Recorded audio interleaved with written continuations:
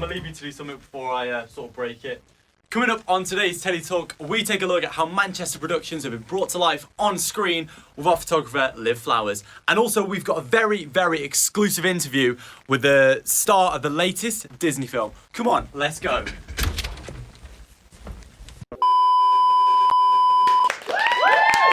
Thank you. Hello, boys and girls, ladies and gentlemen. Welcome to Telly Talk. My name is Fergus Adderley. Coming up on today's show, we got all the gossip, the sneak peeks. We got it all covered for you guys at home. But coming up first, we sent our showbiz expert, Rory Wallace, to talk to actor, producer, and director, George Bakari. Let's take a look. What made you want to pursue a career in acting? So, a few things really. I was quite a troubled young man when I was little. I lost my dad at a very young age, about 8. And I became very troubled in school up until the age of 15. And somebody put me into drama therapy. I was able to channel my negative energy into something positive. So that was a driving force. And then I decided that I wanted a career out of it. So at the end of Years and Years, we saw John Joe and Rosie tie the knot alongside the brilliant Ruth Madeley, who's popping up everywhere at the minute. Could we see the end of this love story in a series 2?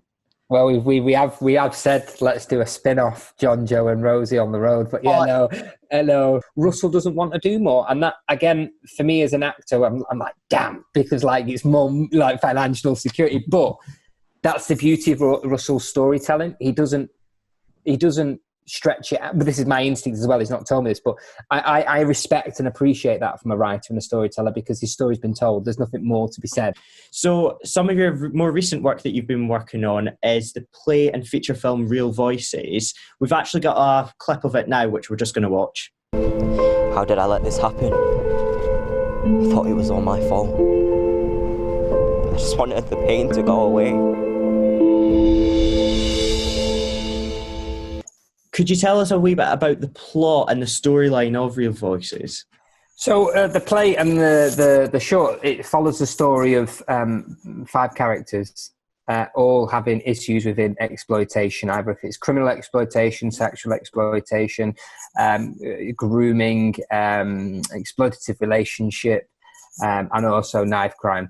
So basically, they're all real stories, by the way. I forgot to add that. They're all real stories and have really happened. And we basically bring all those lives, including the perpetrator, Tomo, into one piece of storytelling.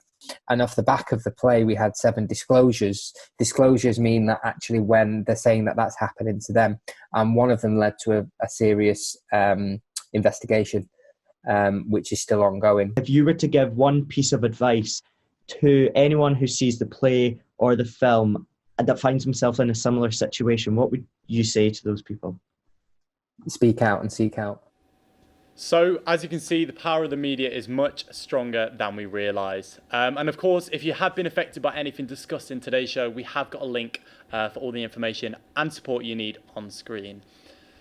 So, I think what we should do now is we should take a look at how TV has impacted in and around Manchester. So let's take a look at a few famous filming locations in and around Manchester that you may recognise.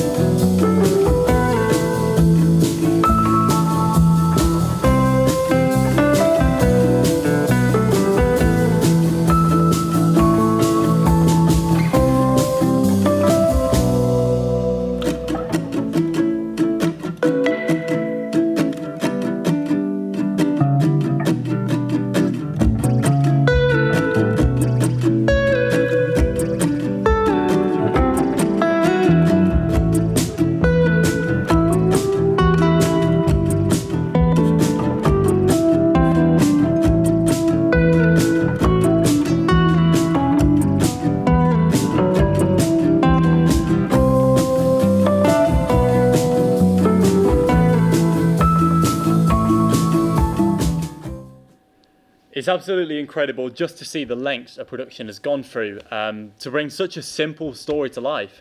And as we can see, the telly industry is literally non-stop. So I think it's now time to head over to our correspondent, Jodie Warburton, to find out what's hit this week's headlines in the weekly roundup. Jodie, what have you got for us? I'm Jodie, and that's right, it's time for your weekly roundup of telly. I'm a Celebrity will conclude this Friday night when the first king or queen of the castle will be crowned. Things have been a bit different this year, but the show has been as popular as ever with around 8 million viewers tuning in daily. Only 8 celebs currently remain in the castle, and it is all still to play for. BBC Strictly is also edging closer to the series conclusion on the 19th of December. This year's show, with a reduced celebrity cohort, is just 9 weeks in length, a significant reduction from the usual 13. With 6 couples already out of the competition, the remaining duos are one step closer to lifting that glitter ball trophy in just a couple weeks' time. The Christmas listings have also been released, and there's lots to look forward to this Christmas. The Vicar of Dibley Christmas specials have just been announced. The 3 10-minute episodes called The Vicar of Dibley in Lockdown promise to be one of the highlights of this year's Christmas TV schedule. And for you sci-fi fans, Doctor Who will be returning to our screens for a festive special titled Revolution of the Daleks. But with the Doctor trapped in a space prison, will the rest of the TARDIS team be able to defeat the most feared monster in the universe? That's his weekly roundup. Back to you, Fergus, in the studio. But unfortunately, that is all we've got time for on today's show. So please, please, please join us next week for more sneak peeks, previews, and all the latest gossip in everything telly. I'll see you soon. Have a nice day. Goodbye.